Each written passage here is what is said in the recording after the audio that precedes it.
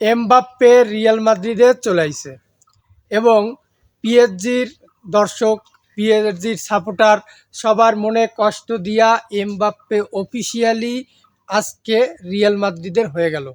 এবং এমবাপ্পের সেই 10 নম্বর জার্সি, 7 নম্বর জার্সি বাদ দিয়া সে একদম প্রপার 9 নম্বর জার্সি নিল। তার মানে সে রিয়াল মাদ্রিদে একজন স্ট্রাইকার হিসেবে খেলতেছে, এতে কোনো সন্দেহ নাই। একদম পিওর নম্বর 9 হিসেবে রিয়াল মাদ্রিদে তিনি যোগ দিয়ে দিল। আমার খুব ভালো লাগতেছে যে রিয়াল মাদ্রিদে অবশেষে এমবাপ্পে যোগ দিয়েই ফেলাইলো। এমবাপ্পের সারা জীবনের স্বপ্ন ছিল সে রিয়াল মাদ্রিদে খেলবে, সে রিয়াল মাদ্রিদের হয়ে খেলবে। রিয়াল মাদ্রিদ তার স্বপ্নের ক্লাব ছিল, তার স্বপ্ন অবশেষে পূরণ হয়েছে। কিন্তু এই রিয়াল মাদ্রিদের স্বপ্ন তার এমবাপ্পের প্রতিও ছিল। তারা আরও 2 বছর আগে থেকেই এমবাপ্পের পিছনে ছুটতে ছিল, তাকে যে কোনো মূল্যে তারা এমবাপ্পেকে সাইন করাইয়া রিয়াল মাদ্রিদে আনতে চাইছিল। তাহলে রিয়াল মাদ্রিদের আশাও পূরণ হয়ে গেল।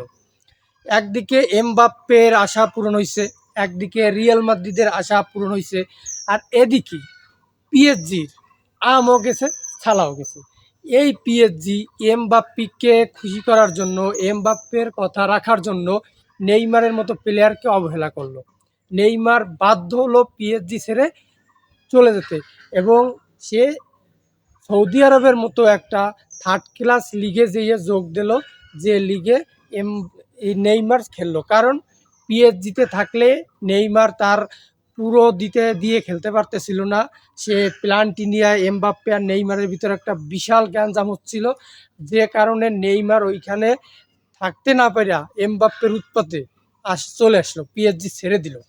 আর পিএসজি তখন নেইমারের থেকে এমবাপ্পেকে বেশি প্রাধান্য দিল, কারণ এমবাপ্পেকে খুশি করার জন্য তারা নেইমারকেই সাইড করে দিল। একটাই কারণ, এমবাপ্পে বর্তমানে খুব ভালো ফর্মে আছে, খুব গতিশীল একটা প্লেয়ার। আর নেইমার সারা বছর প্রায় ইনজুরিতে ভোগে, ইনজুরি যার নিত্যদিনের সঙ্গী। তো তারা দেখলো যে নেইমারের থেকে আমাদের কাছে এমবাপ্পেই বড় অপশন।